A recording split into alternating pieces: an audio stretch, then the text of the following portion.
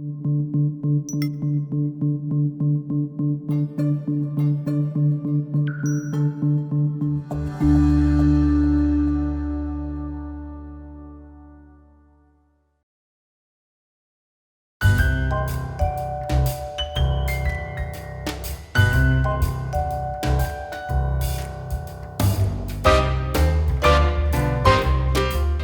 and welcome to North Texas Networkers, a show about introducing people across the community. I'm Caralee Gurney. Hi, and I'm Stacy Reebley. And as realtors, we get an opportunity to meet lots of fascinating people, and this is our chance to introduce them to you. And today we have Lisa D'Amato, and we are so glad to have her here. Welcome, Lisa. Lisa Hi. is a former, hello. Lisa is a former American top model with Tyra Banks. She was on season 5. She also was the winner person on season 17. She also grabbed the Shark Tank on Shark Tank, and we're going to talk about DareUGo, right? DareUGo. We'll talk about that today as well. And she also is now going to be the brand ambassador for Zelda Rose with our good friend Ronell Iannacci. So we'll talk about that today as well. But we want to get started with our first question, which is, Lisa, tell us about you, who you are. Tell us about it. My name is Lisa Marie D'Amato. I am Italian and Spanish. I was born and raised in Southern California, modeling since I was 12 years old, and basically been in the industry all that time in Los Angeles and worked all over the globe modeling. So I lived in New York, I lived in New Zealand, Australia, Milan. I've lived a very full life, full of very full experiences within the industry with acting, hosting, singing, writing songs. I was a gymnast for many years, so I've done it all. That sounds like a lot. So tell us a little bit about your upbringing. I mean, did you have all of this at the doorstep for you, or did you work really hard to get to all this? It definitely was not something that was ready for me to grab.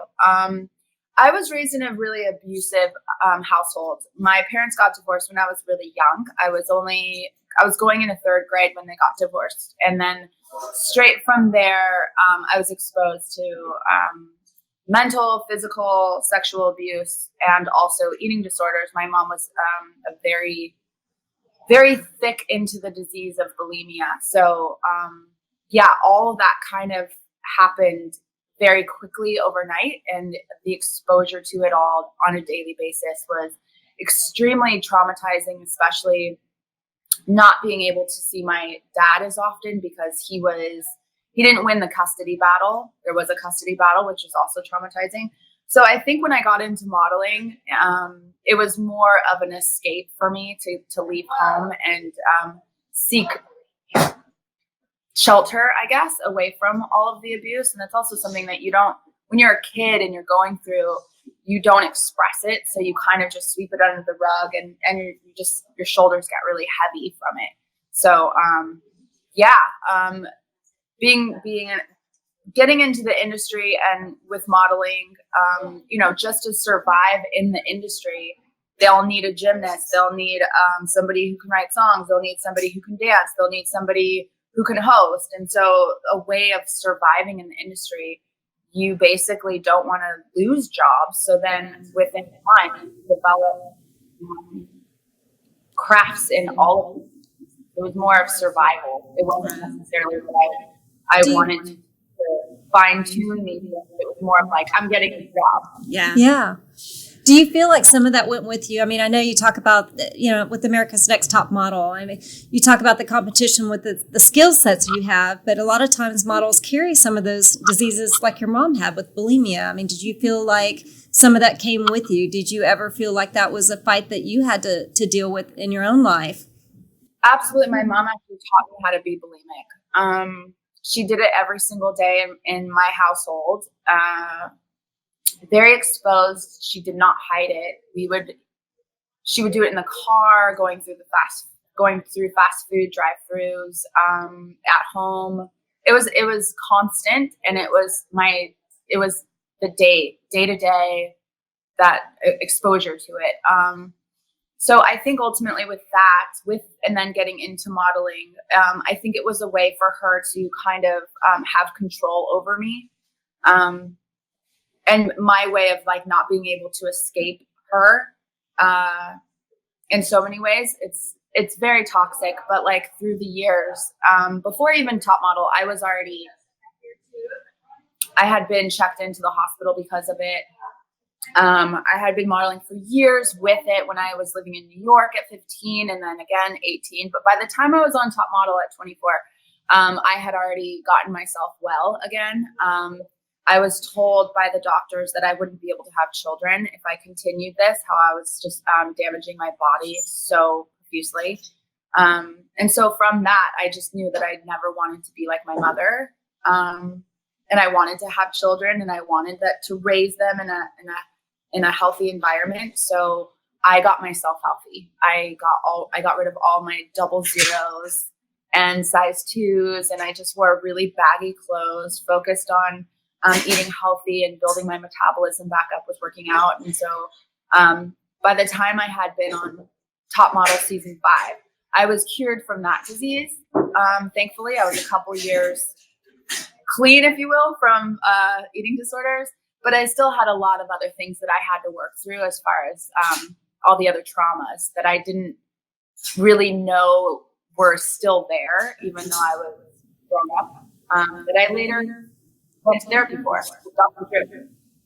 Wow, what an amazing story. And how do you encourage others in that aspect to, maybe not follow that path? Is there something that you do to mentor? I didn't have a mentor per se. I've always looked to Madonna as inspiration, I think, in my life. And I think that is solely based on like, she just lived her own way.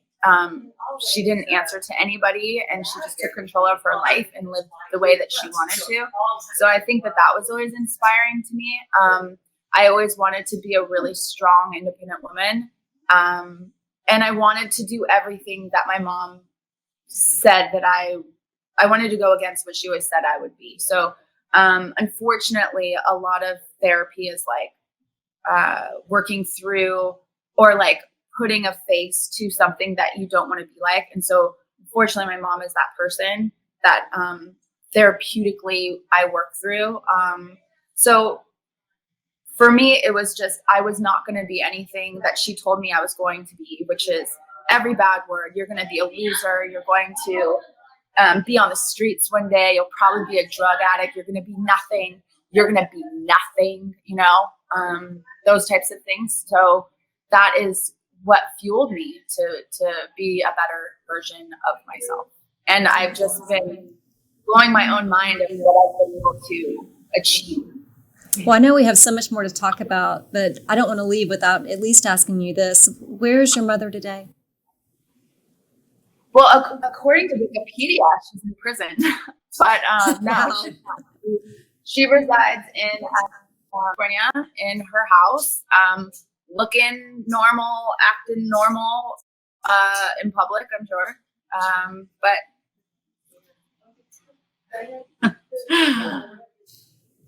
So, all right. So tell us a little bit about how you found American Top Model. What was, your reason for doing that particular show? Okay. So I think just a part of my character in general is I'm very daring. I always loved being, truth or dare growing up. I always like doing things that scare me. And so what happened is a bunch of the girls that I worked with waitressing, and I was still modeling in LA, so it was a side job. They watched Top Model all the time, and they would come to work and say like, "Oh my God, Lisa, you would kill it on this show." And I'd be like, "Oh yeah, tell me like what do they do?" And it's like they do photo shoots, but the majority is like they fight in the house and they do this. It's really competitive. And I was like, that sounds horrible. I would never want to do that.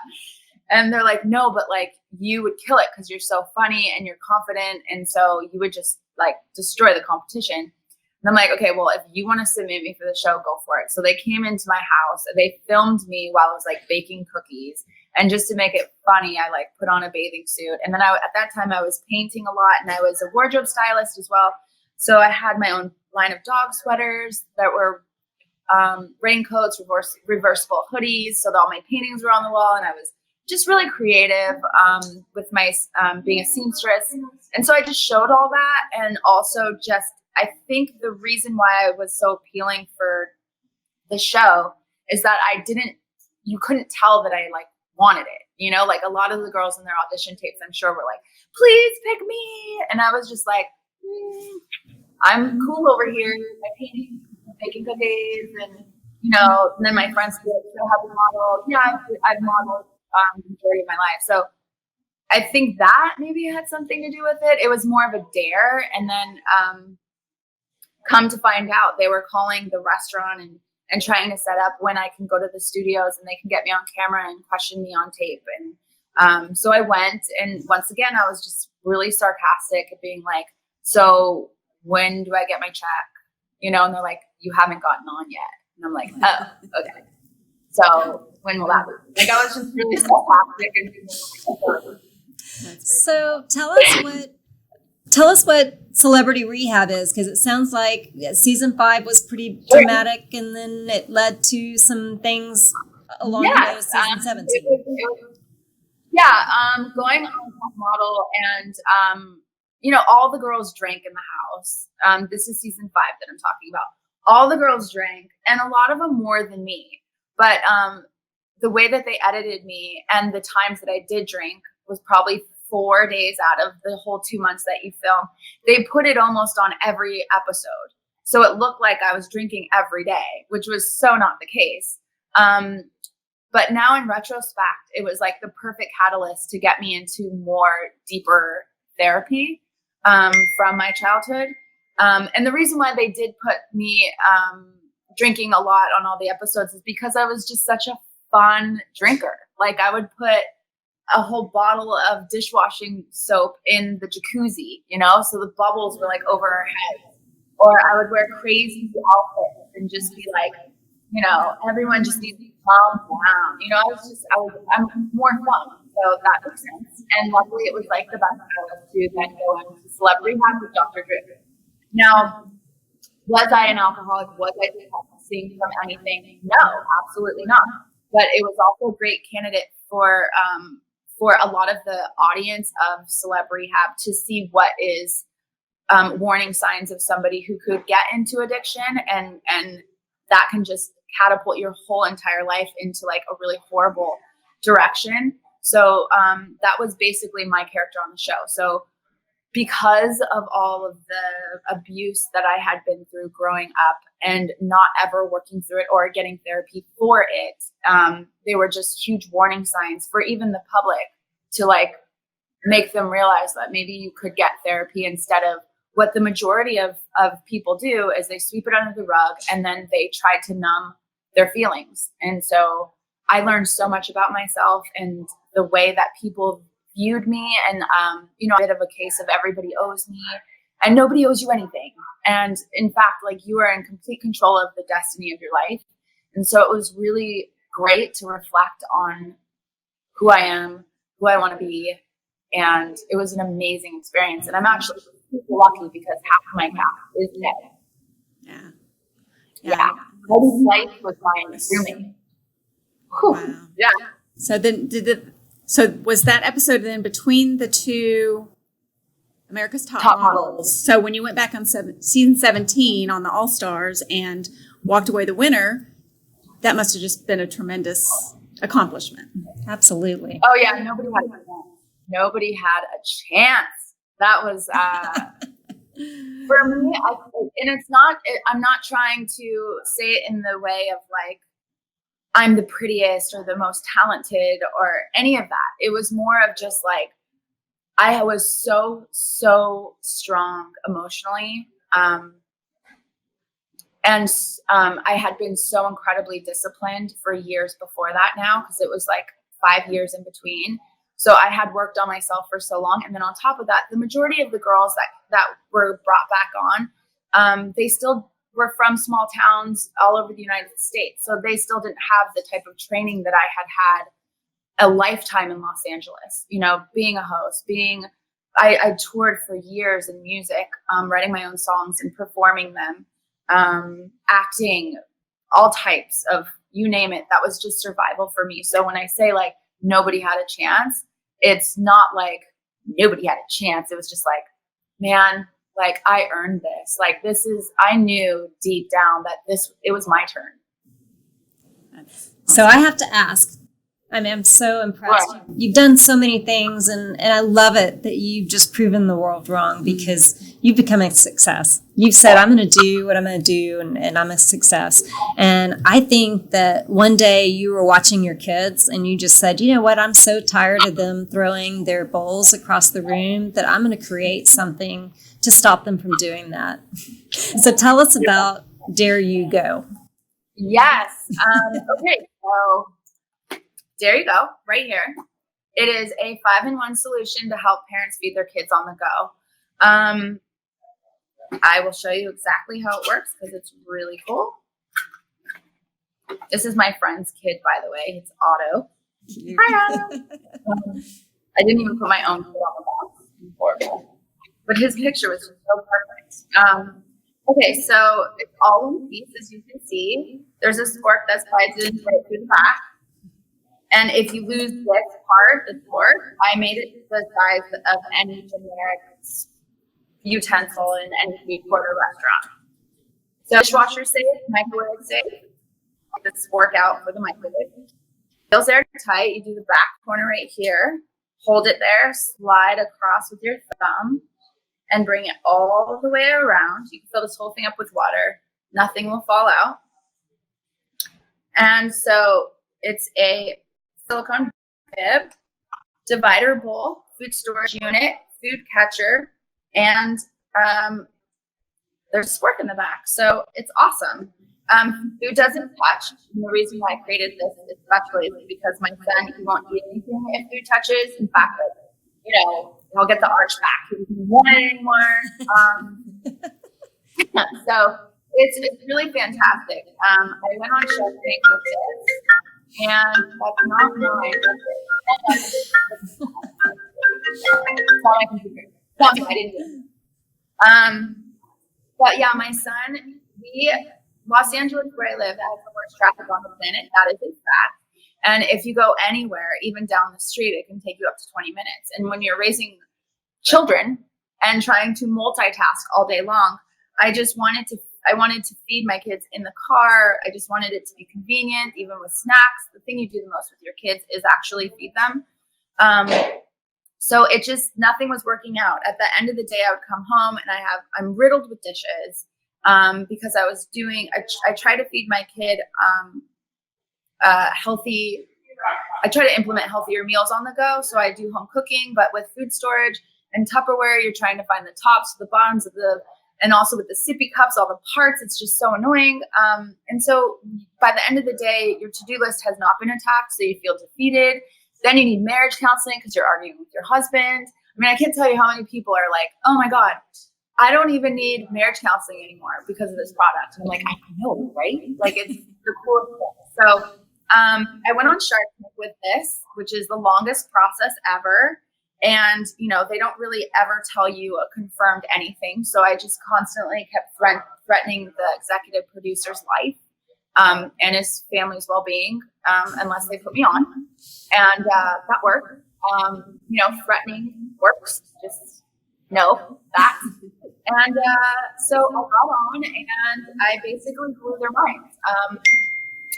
I made it kind of funky, but standing there for 2 hours straight getting drilled by these sharks was something else. And so I knew that it was going to be crazy. And being a veteran of reality TV, don't mess with me because I know the way it's going to go down. And so I just knew that I was going to go in there and talk to them all like children at a kitchen table as a mom and being like, okay, listen, I know you want your bread buttered. I know that you want more milk. And I know that you want, to go watch TV. I'm going to answer all your questions right now. But first, I'm going to tell you more about my product. And we're just going to talk about why I picked the color turquoise. You know what I mean? So, it was a great experience. And I got to deal with Barbara, the best one. Great. Awesome. I love that. That's an amazing story. And it seems like everything you've touched just turned to gold. And now you are a brand ambassador for Zelda Rose. And Zelda Rose is run by Ronelle Iannacci and her sister. And they've got a storefront now up in Denison, Texas. So tell us a little bit about how the two of you connected and what your next plan is with Zelda Rose. Okay, so we have a mutual friend by the name of Craig Malone. And what happened is he used to work with them back in the day. I had used him as a PR rep a few years ago, and then we reconnected because he watched me on Shark Tank, and he was like, of course, Lisa, you're on Shark Tank and invented this product. We should work together again. And I was like, okay, well, I'm down. I'm super busy, obviously, with my product and my kids. And also I have a lot of modeling endorsements that go through the years. That's fantastic. But like, I'm totally open to like get away from my kids and model, you know? So we set that all up, and now I'm here, and they're the most fabulous ladies. They're sisters, and they have this awesome store called Zelda Rose Boutique, and they sell a lot online on their Facebook. And like, here's a piece right here. We went to the big warehouse, and it's funny because even on Shark Tank, I was wearing big polka dots. I'm like, and I love Minnie Mouse, and I have Mickey Mouse's tattooed on the backs of my ankles. And it's just funny that like the last few times I've been on television, I'm always wearing big polka dots. I guess I'm Minnie Mouse, you know, you like, you know. You look great. I love that outfit. There's so many more. So you guys need to stop by their shop because they have the cutest things. We picked out these, like a sample of a Facebook Live we did yesterday. It's like these bell-bottomy metallic rainbow pants. It sounds really crazy, but they're the cutest thing. And they sold 4 of them yesterday, pre-ordered, just from doing a Facebook Live. So definitely come here and check it out. That's great. Well, I want to ask you a question before we go. And I think you and I just spoke about it briefly yesterday. If you did something else besides modeling, if you had chosen a different career, what would it have been?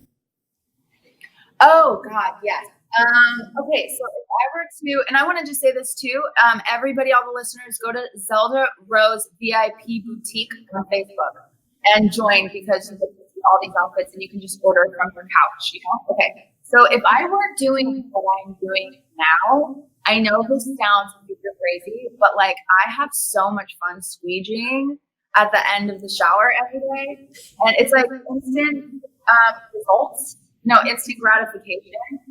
And I think that I might have been a professional squeegeer, and not just the normal kind, like at a gas station. I would do like the skyscrapers in New York where you're like up, 200 floors, because that's daring. And I'm such like a thrill seeker. So I might actually be a squeegeer. Weird, right?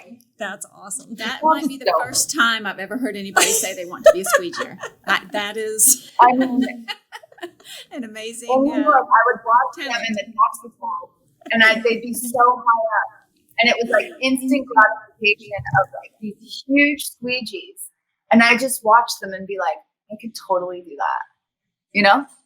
It's That's weird. amazing. Well, what is next for Lisa D'Amato?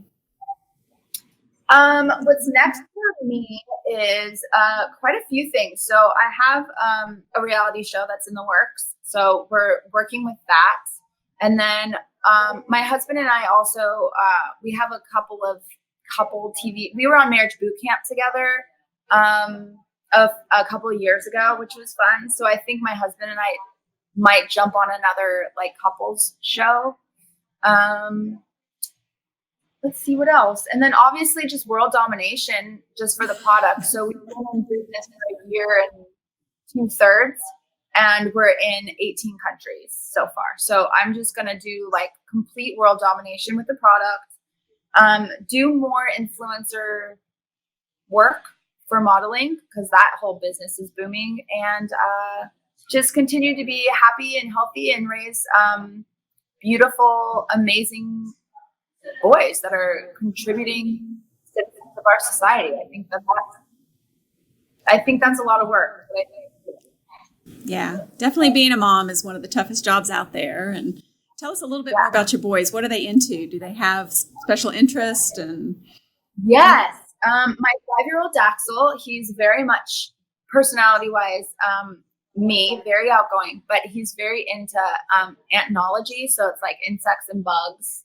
I'll put my hand in like the plastic handy wet wipe containers, and it'll be all sand in there. I'll pull it out, and it's like my hand is little sand because he's creating these little micro environments for bugs, and I'll put them all over the house. We'll use like our handy wipe container. So he's legit super passionate. We also have a beehive where we're about to get like pounds of honey per month. So he has his whole bee suit, and he likes to go in there and check on the bees. So my son Daxel's adorable with that. So I think he's gonna be an entomologist. So that's pretty cool. And then my son Dennis, too. He's, I don't know, gonna be in like the WWE. Like he literally beat up my 5-year-old. He's 100 percentile in weight, and he's only like 5 pounds less than my 5-year-old. He's 2. He wears a size 4, and like he's obsessed with Batman and like eating carbs and candy. And so he's like one of those. It's funny. He doesn't do anything you ask him to do, so everything has to be on his terms. I'll tell him to smile, he'll just walk away. Whereas Daxel, you go smile, and he'll be like, like how? Tell me which way. Venice is opposite, and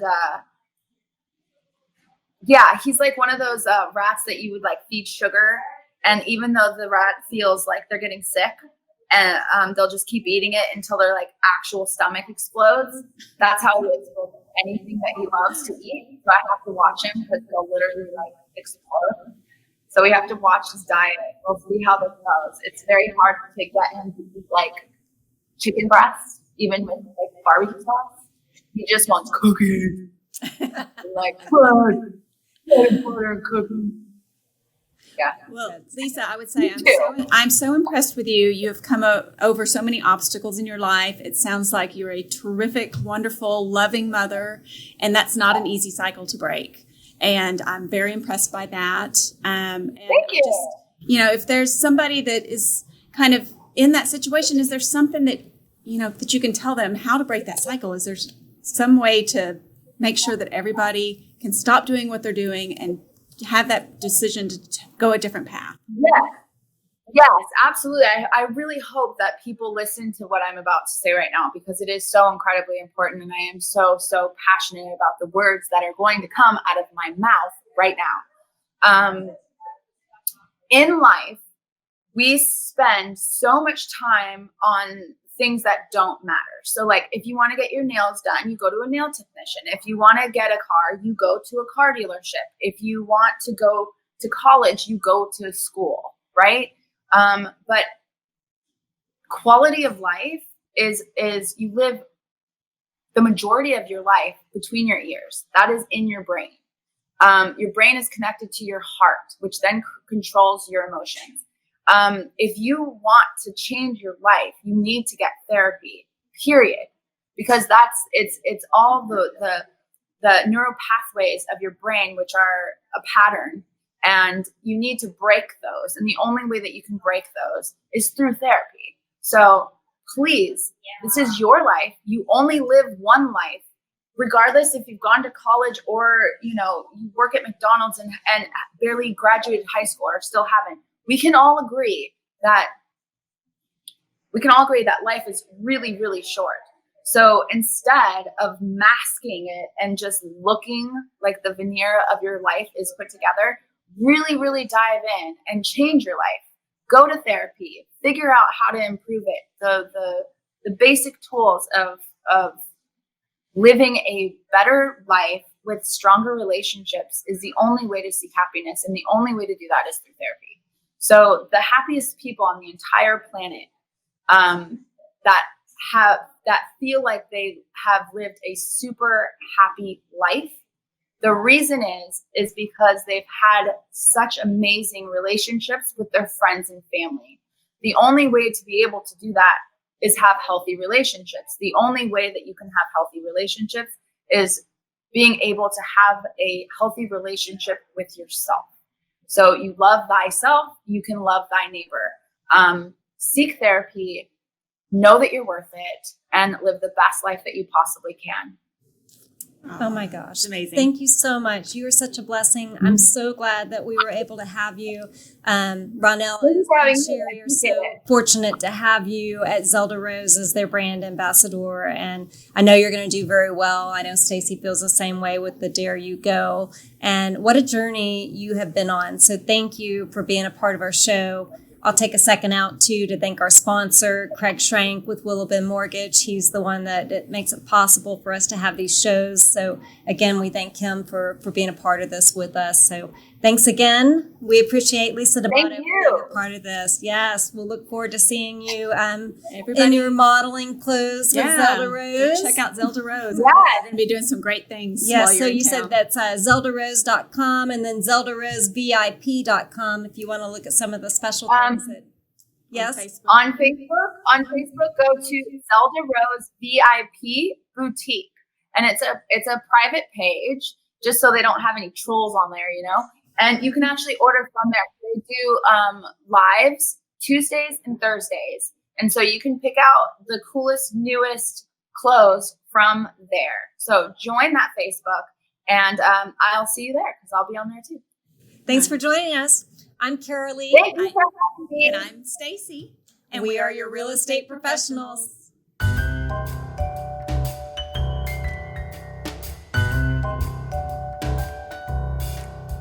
Thank you for joining us on North Texas Networkers. Visit our website, MariposaGroupDFW.com. That's MARIPOSA Group DFW.com for more information about the show and other resources. I'm Caralee. And I'm Stacy. And we are your real estate professionals.